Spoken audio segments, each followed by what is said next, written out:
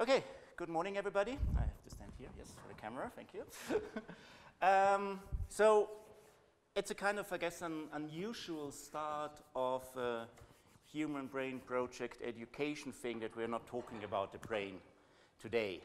We're talking more about the artificial brains, we're talking about classical computing, and here I want to give you a glimpse into high-performance computing, which is one of the technologies that is being used to simulate the brain and to do the large-scale analytics work that some of you will be doing. I'm not quite sure at what level we should give the talk. So I've started to put a couple of material together, but I'm very happy if you think that's boring, right? And this is way too low level, what I do, tell me and we do something else, yeah? Because I don't know where you are. Who knows HPC? That's quite a bit. Have you used HPC systems? Have you programmed HPC systems? Okay. With what environments? Okay, that was to submit your stuff, but the program? Did you use MPI or? MPI, yeah. Other things, GPUs? Okay, well, we'll go into this and we'll see how it goes, yeah? So today and tomorrow, basically, I want to tell you a little bit why we do HPC and also a little bit what are the basic concepts. Because it's kind of, it takes you half an hour, or if at all, to get access to a supercomputer and to run your applications, right? And sometimes they run, sometimes they don't run. But it's important actually to understand why they run and how they run and what are the challenges underneath, and I'll try to give you a little overview of that. And we're also looking a little bit into the technological trends where things are going, and one of the trends you see here, right, the Spinnaker system. We'll see where this goes. It's not something that you will see very soon in large scale on the market, but maybe it comes. So basically, why do we do HPC? The core reason why people started to go into this was that there are problems they wanted to solve that simply don't fit on a single computer. Yeah? Or if they fit on a single computer, they would take too long. If you look at weather forecast, clearly, running 48 hours for tomorrow's weather forecast is nice, and it might be correct, but it will be a day too late. So yeah, you need to do this as fast as possible. This is a simulation of turbulence on an aircraft, or here you see a schematic picture of the fusion reactor, ITER. Right? So simulating the fusion plasma inside this. These are all what people call grand challenges. But actually, high-performance computing is not only, this is the classical ones, but if you just look at web search, right? Google has enormous compute farms. It's not what we call traditional high-performance computing, but it's large-scale distributed parallel computing, right? They need to deal with millions of requests every second.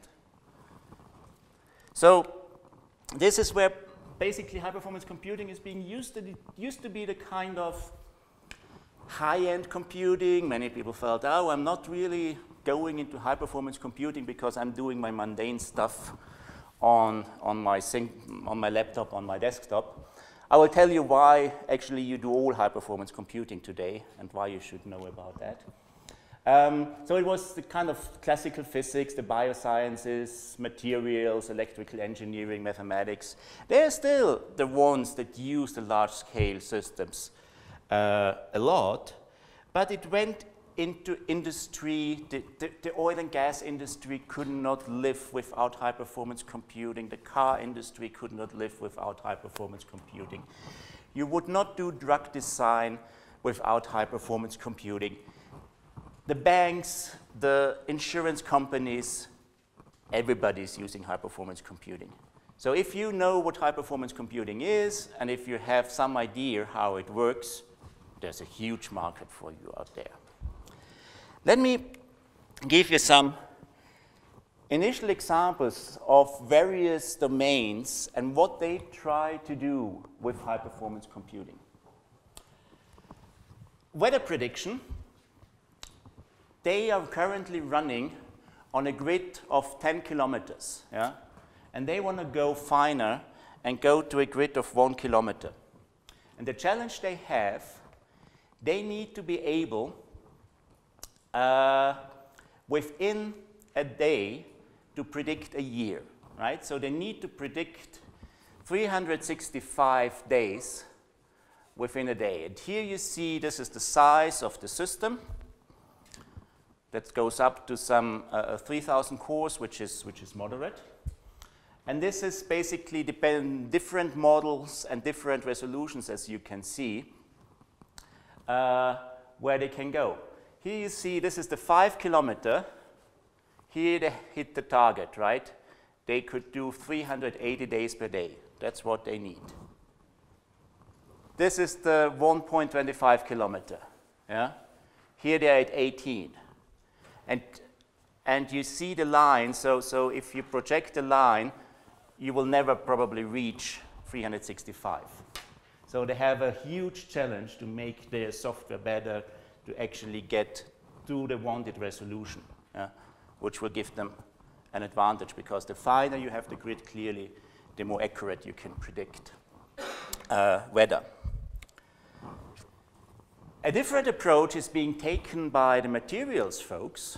Materials, as I said, is one of the classical examples of high-performance computing. There is a myriad of different codes. These are different codes that do all kinds of quantum mechanics, QMMM, molecular dynamics, whatsoever, for material science. And they run a lot of different simulations. And what the community is now trying to do is actually not rerun every time, but basically record the results of all the runs, make them available, and then use data analytics. We talked a lot about deep learning yesterday, right? To figure out whether from the existing simulations you could deduce something. So they call it that the data is the raw material of the 21st century. We'll see where this goes. Another example from aircraft is the turbulence around the wings. If you look at the drag, the total drag of an aircraft, about half is friction drag. So if you're able to better understand where this comes from and how to avoid that, you could make much more efficient aircraft. Yeah? And of this half, about half is really the wing and the turbulence. So if you want to simulate really in great levels of detail what you need, the turbulence that occurs at a cruising aircraft, right, in 10,000 meters high at 250 meters per second, you would, on current machines, well, this is a teraflop machine, now we're in a petaflop machine, take 3 orders of magnitude away, still 800 years, right? So maybe in 1,000 years we have a better aircraft, if we are still around. If you want to have the result in 1 week, you would basically need 40 exaflops. That's 40 times 10 to the 18 floating point operations in a second. That's the kind of performance that they need. And we'll talk about what these exaflop and petaflop and teraflop means in a second. Looking at the life sciences, right, which is also quite interesting and going closer to where you are,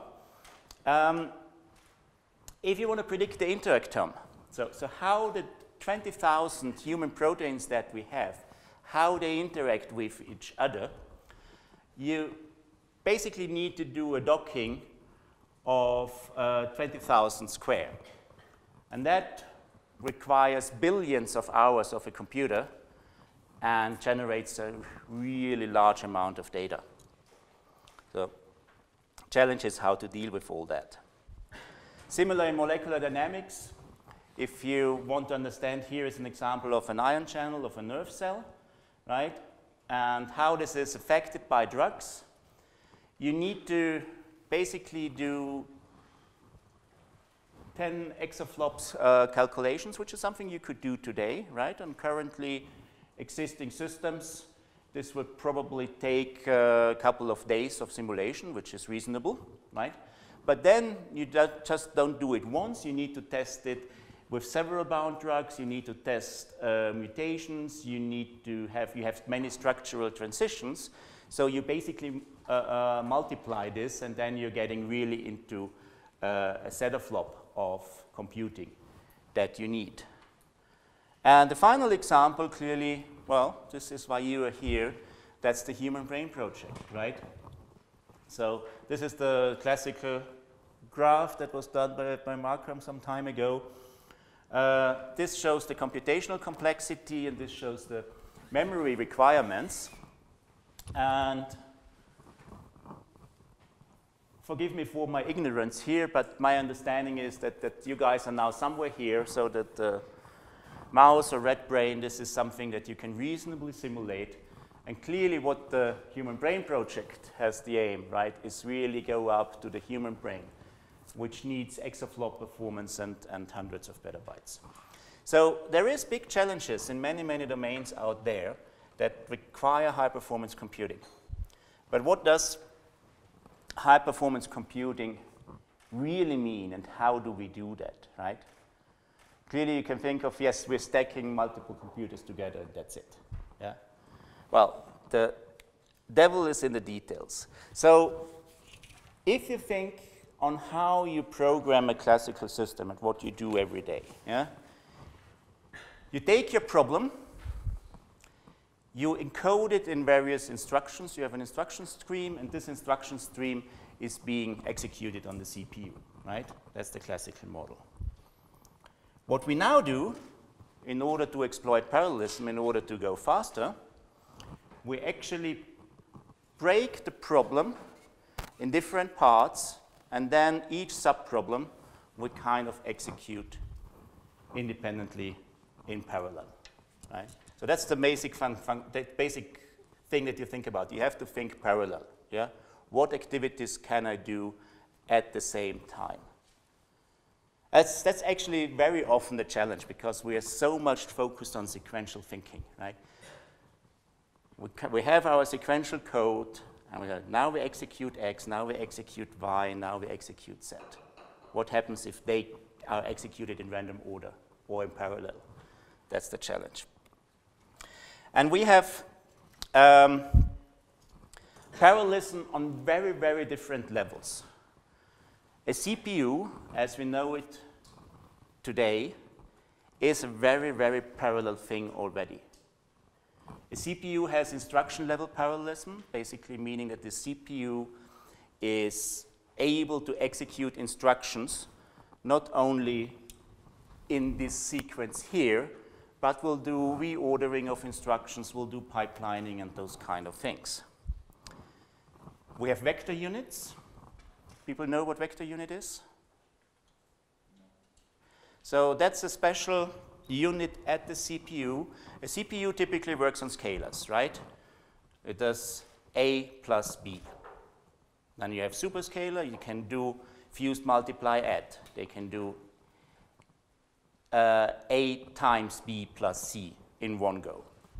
In a vector unit, you can do the same instruction, a multiply, a plus, a minus, not only on a scalar, but on a vector. So you have an array, right? And they have different sizes. And then you can go in one go, you do 16 multiplications, right? Of course, you need to think what in your code actually can be vectorized. And then, as we will discuss, we have multiple cores on the CPU these days, and they can in turn have multiple threads, multiple processes. So basically, this machine here already, 15 years ago, would be a supercomputer, right? So as I said, you're all working on supercomputers today. You're all doing high-performance computing, even if you don't notice. Then we can have, in the computer itself, we can have parallelism. A computer might consist of multiple CPUs, and you might have coprocessors, like a GPU. Somebody knows what an FPGA is? Yeah? Can you explain? Or you heard the term, right? you can wire them essentially by means of software. Yes, you can. Field programmable gate arrays, it's called, right? So it's typically a CPU is hardwired, yeah? And this is basically by means of software, you can change the characteristics of your computer. But then of course, you're still in a single computer, and your level of parallelism is limited, right? So if you want to go large, then you actually need to have some form of network. You want to combine different computers. And you can have tightly integrated networks. This is this thing here, right? So you have computers, many different cores that are sitting on one of these blades, and then you have network cables that connect them and make them one system. Or you can have loosely integrated networks of computers. I could now perhaps go on your computer here, right? Because we are connected over Ethereum, over the internet. Yeah? That's what people, I don't know, I'm probably too old, but there was a big thing.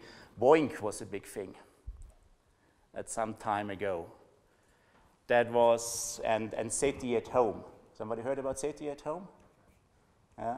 That was an attempt to search for extraterrestrial life, right? So we're always getting the radio signals, right, from outer space. And that's a lot of data. And basically what people did was saying, okay, you have your computer, you're not doing anything with your computer now, load a screensaver. And what the screensaver did was it went, and that was Boink was the kind of system that did that. It went to a server, said, hey, I have time now, give me data. Yeah? The central server, I think it was at MIT or somewhere, that gave you then some data of the radio telescopes, right? And your computer then would analyze that data to figure out, is this just cosmic noise, or is there some intelligent signal behind that? So that was a big thing several years ago. That's what is distributed computing, right? We are focusing here on how to use supercomputers.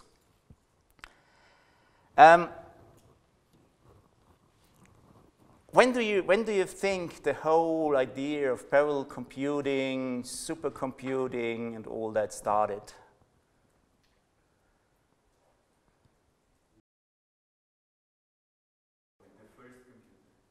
With the first computer? It was a supercomputer for them, but was it parallel? No, right? So many people think, well, supercomputing, because it really took off probably in the 80s, 90s, yeah? But people have been thinking about parallelism all along, right? So even in 66, there was Flynn who basically said, how can you classify computers in terms of their parallelism features? They basically said, okay, you have instruction streams and you have data streams. And you can have single instruction streams and multiple instruction streams, and single data streams and multiple data streams. So this is a classical scalar computer. You have SIMD, single instruction, multiple data. That's what we call the vector, right? It's one instruction, but this instruction acts on multiple different data. And you have MIMD, MIMD here, multiple instruction, multiple data. You can have different instructions on different parts of the data. So this is basically what a vector machine looks like, right? So you have the different processing elements, and they do all the same instruction, right? The decode instruction, the load data, the perform, the store, and so forth, right? So that's why you have this kind of on an array x plus y, right? And in MIMD, and this is what today's supercomputers are, they are completely independent. They can do completely different functions on completely different data. So, if we have now a supercomputer that consists of millions of different, let's call it processing elements, whatever it is, be it a vector unit, be it a core, be it a whatever. How do we typically program them? One of the most common features how to program them is single program, multiple data. So we execute one program on the whole computer.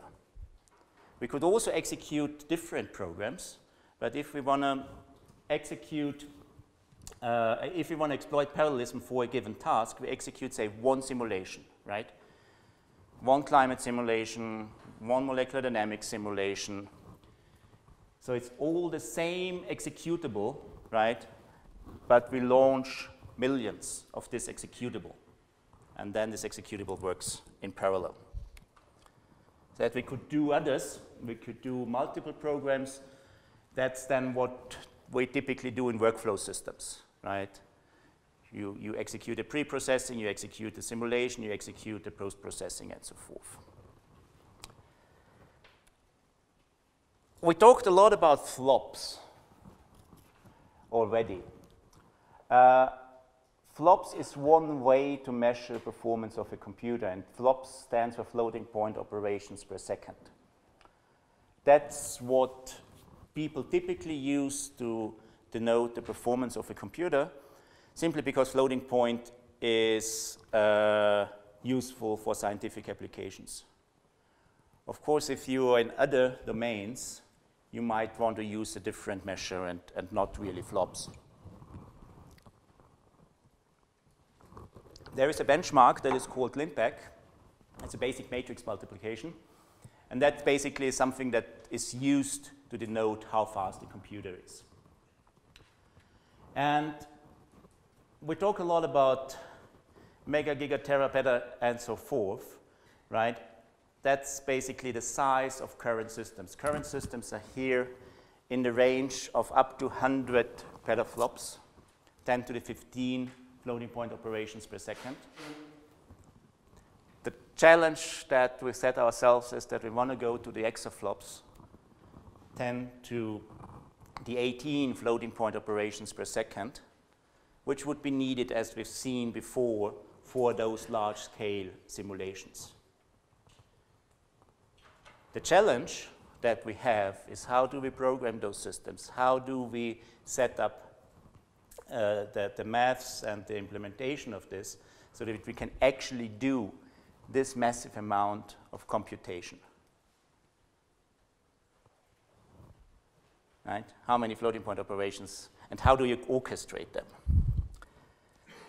And I'll give you a little intro in this talk on how that actually can be done.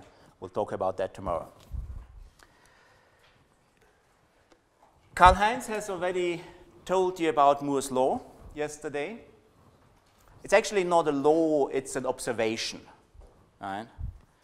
And basically it was Gordon Moore back in '65 who observed that thanks to miniaturization we are able to cram more transistors, more hardware on a chip, right, on a given real estate. And he basically said, well, that was the very, very original thing. Then he has altered it a little bit and basically says that the transistor density doubles every 18 months. And that's a little outdated, but the trend still continues. This is, Moore's law is still holding. What will be very interesting is that we are about to approach the end of Moore's law because of the limits of miniaturization. So people are now approaching 21, 18 nanometers. They go maybe down 15 nanometers, 12 nanometers, but then it becomes actually very, very difficult. We're starting to see physical effects, right, that you see voltage leakage, but even more so, it will become too expensive. Before we see the physical limits, we will have the economical limits, and people will not go further in miniaturization.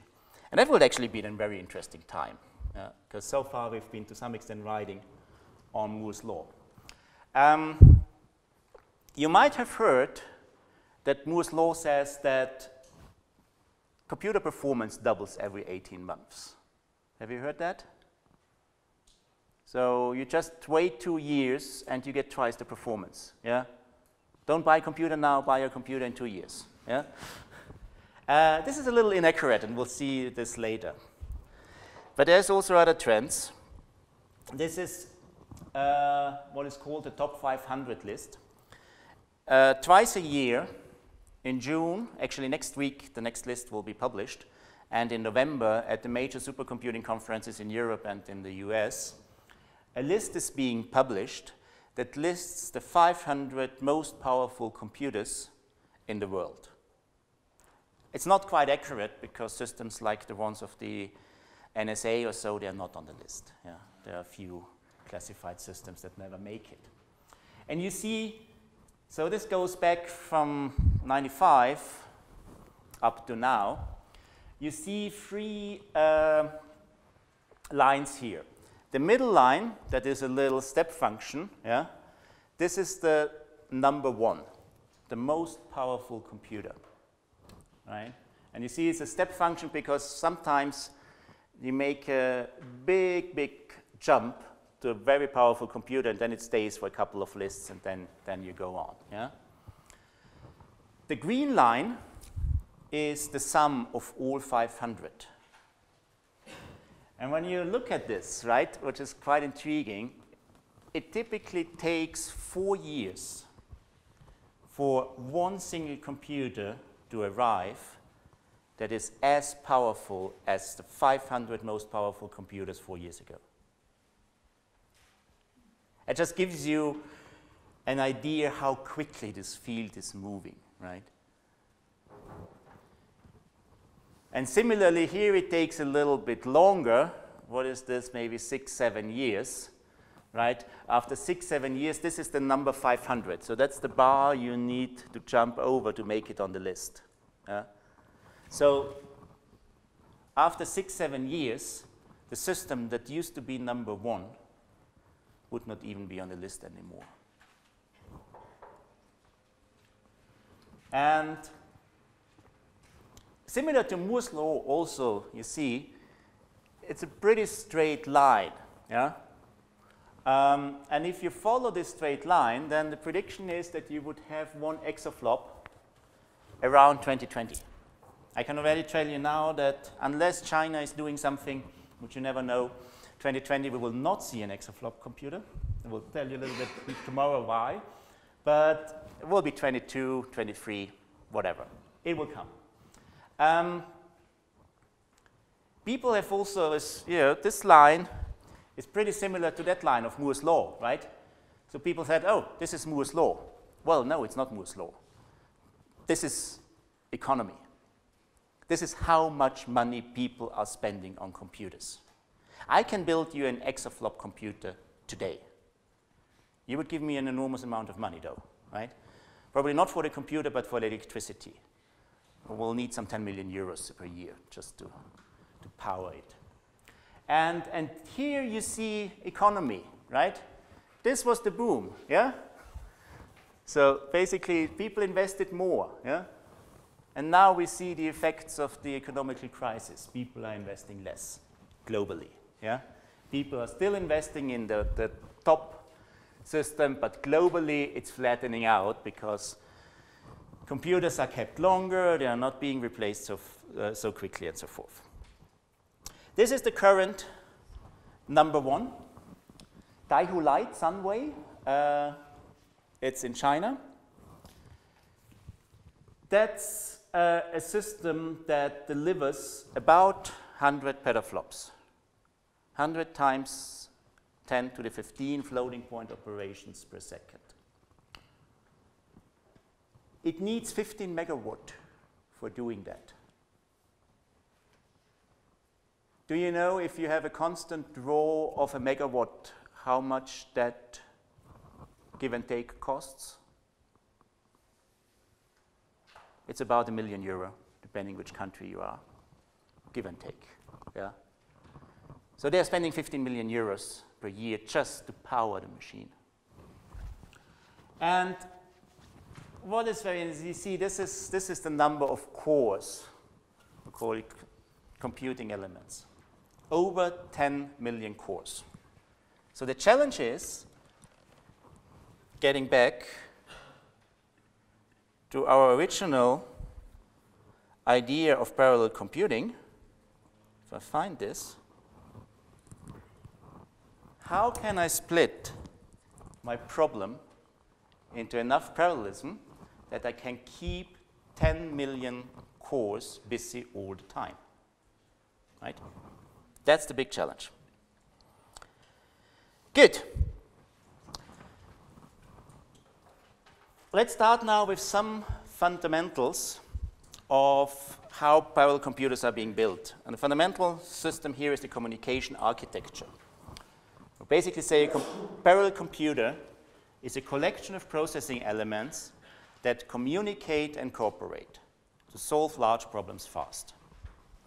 And a communication architecture that defines the basic communication and synchronization operations. So how are we organizing our computers? We have the issue of synchronization. We need to coordinate parallel activities. And we need to have communication. We need to send data around. We need processing elements, computing elements to collaborate with each other, right? If you have these 10 million cores and every core is just doing its own thing, you would not solve a common problem, right? Of course, you could try to simulate pi 10 million times. But that's not good. That will not give you any advantage, right? You want to simulate pi with 10 million parallel activities so you can be very, very precise. And that's why you need to communicate. Do you have an idea why we need synchronization and what that actually means?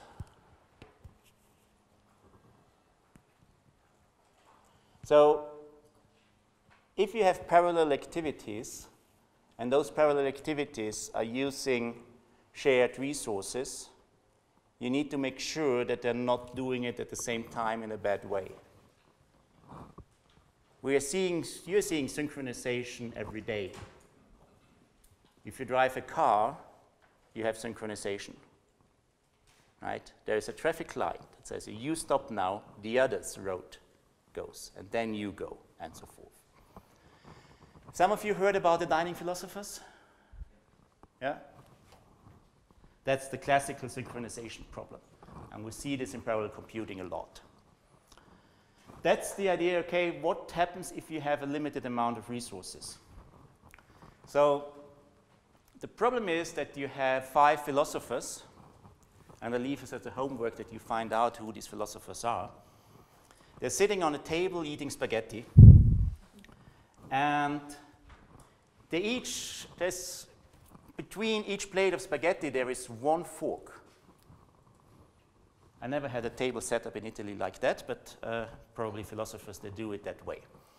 And while I eat spaghetti with one fork, or maybe with a fork and a spoon, they eat spaghettis with 2 forks. That's how philosophers do it. So the algorithm is, first, of course, they think. Yeah? That's what philosophers do. Then they take the left fork, they take the right fork, eat, release the right fork, and release the left fork. Yeah? Very easy. The problem that can occur is that there can be a situation where all have the left fork in the hand. And that is what is called deadlock. And deadlock is a condition that arises when you can't make progress because the resource you need to make progress is blocked by somebody else, and this goes in circles. Yeah? And deadlocks is one of the most fundamental problems we have in parallel computing. If you program a parallel program yourself, you will run into deadlocks. It will come, whatever you do. You can also have starvation, meaning that everybody but one philosopher can eat. So those are the problems where you need synchronization and proper synchronization to figure out how you can introduce fairness and how you deal with shared resources.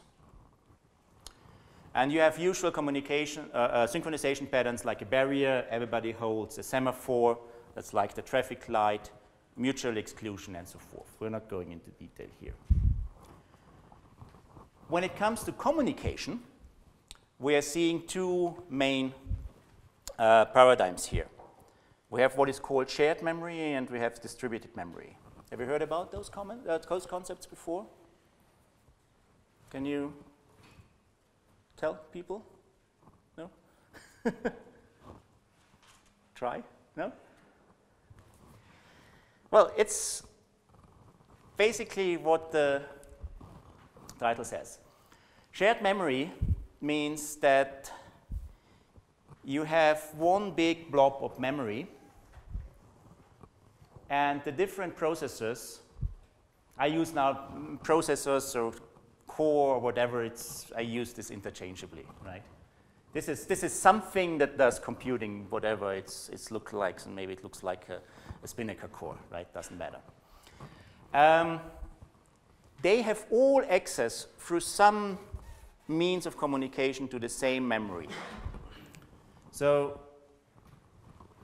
you can have two forms, uniform, where really the distance between the CPU and the memory is equal, or you can have non-uniform. This is what you typically see today. So every computing element here can directly address every memory here, but you see that the distance is different, right? It's much more efficient for this guy to address this memory than the memory over there. So that's very convenient because this is what we are used to. When we program, we assume that whatever I do, I have access to the whole memory, and I just use my variables and address the memory. Yeah? The challenge that comes is with caches, because even if the main memory is shared, the caches are typically distributed. And that's something, if you want to go into computing architectures, then this is a good topic to study and to work on how you ensure cache coherency over a large amount of those things. But the problem we have, of course, is now, this is our communication. Communication is very easy. Every client can address everything here. Right? But what do we need? We need synchronization. Right? Because we need to ensure that we have a correct program execution. Assume the case, right? This guy is writing some data, and this guy is reading it. Yeah? And if they go on parallel, you want to make sure that this writing is finished before this guy reads. Yeah? So the guy is not reading garbage. And that you do with mutual exclusion, with events, with barriers, as we've shown. Right? Only one guy can address a certain memory area. So SMPs are really, really good. This is very cheap parallelism. This is something that is very intuitive. You need to be careful on how you address. You need to synchronize. So you need to be, you are in charge of correct access to global memory. The problem we have with shared memory is the scalability. So when we add more CPUs, more processing elements, we geometrically increase the traffic on the path between the memory and the CPUs. And also the cache coherent problems becomes geometrically more difficult. That's why shared memory systems are typically limited in size. 64, 128, that's about it, then you stop. So that's not a lot, right? We've seen that the Sunway has 10 million processing elements. How do they do that? Clearly not in a shared memory. So that's why people thought, okay, if shared memory is limited, can we do something else? And they came up with the concept of distributed memory. And this is what we have mostly today. So instead of having one memory, you basically say we take a full system, yeah? Processor cache memory, and replicate this n times with some interconnection network, right? So easy. No cache coherence problem, right? It's all in here. The problem comes then, of course, is if this processor needs data that resides here, how do they do that? Because you cannot directly address it. This is where message passing comes into play. Basically, we need to have a system that allows us to copy data from here to over here so that this guy can use it. So there is no scalability problem on the processing elements. Where the scalability problem comes to some extent is the network. But the networks are typically much more scalable. So I'll talk about that a little bit later. So basically what we need to do here is we need to synchronize via the exchange of messages. So basically one guy has the data and sends it over to the other guy. And that can be in synchronous or asynchronous way. Synchronous means that they block until everything is done, or asynchronous means that you start the operation and then you can do something else and you wait until it's finished. That's the basic concepts. That's what MPI is doing. Some of you know MPI. That's the most commonly used message passing concept. So this is basically what people use today. It's very scalable. You don't have any issues with memory scalability. You can access your own memory very fast without any need of synchronization. But somebody needs to take care to make sure that the data is there where it's needed, and that's the hard part. What we see today is actually hybrid approaches, right? So today we basically have building blocks that are shared memory systems, and they are then replicated. So like on our system that we have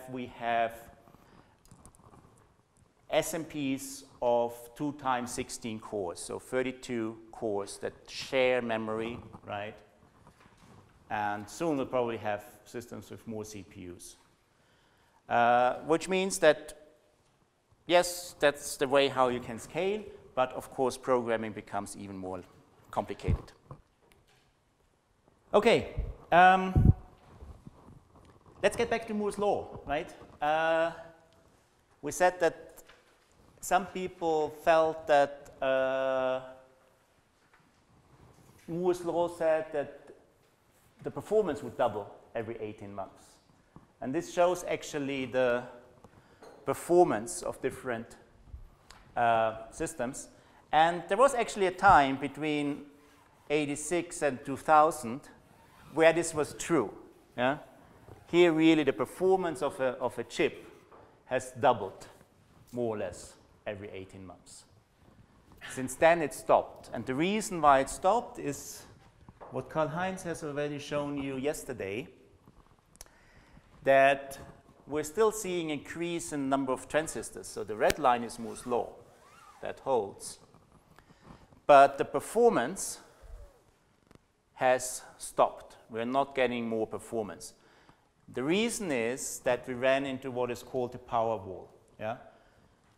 The systems were using too much power. They were getting too hot. We could not increase the clock frequency anymore. Because the essential thing was that we increased the performance by having a faster clock. Yeah? And instead, what people did, they went into multi-cores. And the reason for that is that power and performance is related to the size, the real physical size of a chip. And basically, while the performance is shrinking slower than the power. So basically, the difference between a big core and a small core is that you would have half of the performance at a quarter of the power, give or take, right? So That's basically meant that instead of building bigger and bigger cores, building multiple cores, but smaller ones, allowed us to reduce the power consumption. And that's why people went into multi-cores. But what is the challenge that we have now?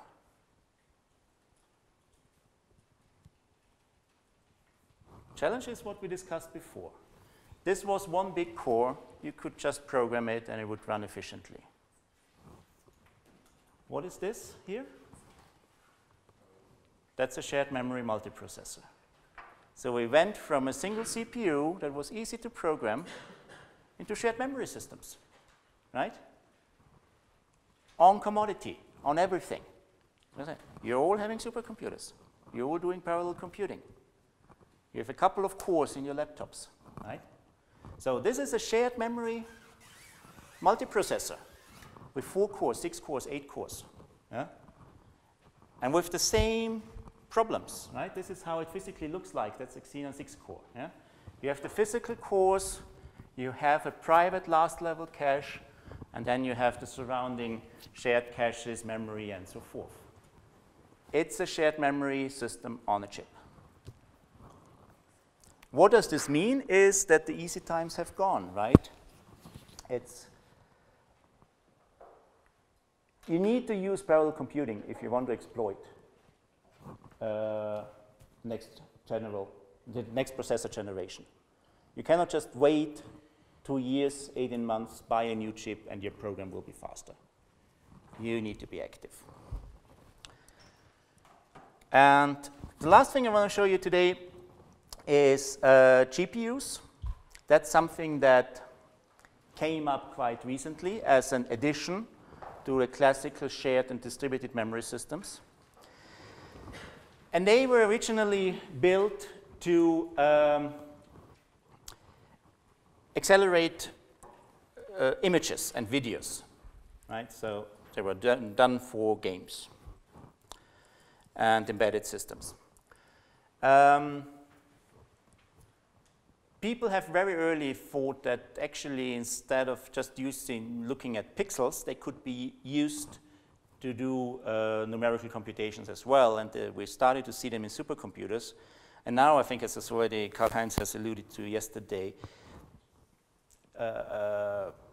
deep learning, deep neural networks is at the moment their killer applications. They run extremely well for those kind of applications, and that's why NVIDIA it's not changing anything, but it's selling GPUs as a deep learning platform, and people are buying them. They are the reason why people use them, they are very efficient in terms of the floating point operations they deliver per watt. And there was this list of Green 500, right, the most power efficient systems. And constantly, those are GPU-based systems. And, well, basically what they do, I don't know, this is a bit off. Well, basically the basic idea is that if you do image processing, if you do videos and so forth, right, you need to look at the individual pixels, and you can treat each pixel independently, right? It's a lot of parallelism that you have, and the data is quite local, right? Because, you know, if I work on this pixel, I don't care how that pixel over there looks like. Yeah, it's a streaming mode. You think you just go and see what is the next time iteration. So what CPUs did is that they got rid of a lot of stuff that typical CPUs have, right? This is how a CPU looks today, as we discussed, right? You have the memory, you have caches, you have different cores, you have a lot of control function to do pipelining, to do out-of-order execution, and so forth. And GPUs got rid of all that. They basically said, I have my memory, I have a little cache and a little control, and then I just do a massive amount of cores. But of course, that means that this works as long as you can live with little control, with very regular access patterns, and as long as you can live with little amount of caches. You have very cache-friendly access balance. The weakness of the GPUs, as we see today, is the following, that the GPU has its own memory, right, as we've seen here. And this memory is actually very fast. There's a very fast communication between the memory and the GPU. This is a Tesla K40. It's not the latest generation, but a reasonable good generation. This is 288 gigabytes per second bandwidth between the memory of the GPU and the GPU itself. And the GPU runs at a surprisingly low clock rate. Right? If you compare it with the CPU, right? A CPU runs probably at 2 gigahertz, but it only has 80 gigabytes per second bandwidth. So here, it's a lot of more bandwidth that you can do. The problem is that you need to get data from here, from your main memory to the GPU, right? And here comes the Flynn bottleneck. This currently goes over PCI Express, which has 32 gigabytes per second. So GPUs are extremely good as long as the compute for a long time on the data that is here in their own memory. And this is not a lot of memory, right? It's 12 gigabyte. It's little. When you need to transfer lots of data between the CPU and the GPU, then you're in trouble. Then it will not work very good. So the difference is that GPUs are latency optimized. They reduce memory latency with big caches, right? You have the cache hierarchy and so forth. You have out of order, lots of instruction level parallelism. And GPUs are throughput optimized. So whether GPUs are good for you or not depends really on the problem. It needs to be a compute-intensive application with little synchronization. Deep learning is one of those examples, right, that really take profit. Molecular dynamics is another one of those. If you have an irregular application, sorting, constraint solvers, and so forth, they are not really working well on GPUs. You see those numbers here, right? 8 times, 10 times, 3 times. Have you heard that the GPU gives you 1,000 times improvement? No? You're not being to any NVIDIA sales talks? That's typically what people say. GPU is great, it gives you 1,000 times improvement, right? Well, the problem is people start to compare apples and pears. So you get 1,000 times improvement when you compare a highly optimized version of your program on a GPU to basically a sequential program that is probably badly implemented that uses only one thread, one core of your multicore. Yeah? Now, if you spend some more time here, you parallelize it, you use instead of one thread, you use your 16 threads, right? You're down from 1,000 to 250, and then you exploit instruction level parallelism and all that, then you're down to this factor of maybe 10. So don't fall into the trap and the GPU myths that you get 100 and 1,000 times improvement. This is typically not a fair comparison. It's still good, right? A factor of 10 is good, it's extremely good. Yeah? But it's not what people typically see. So,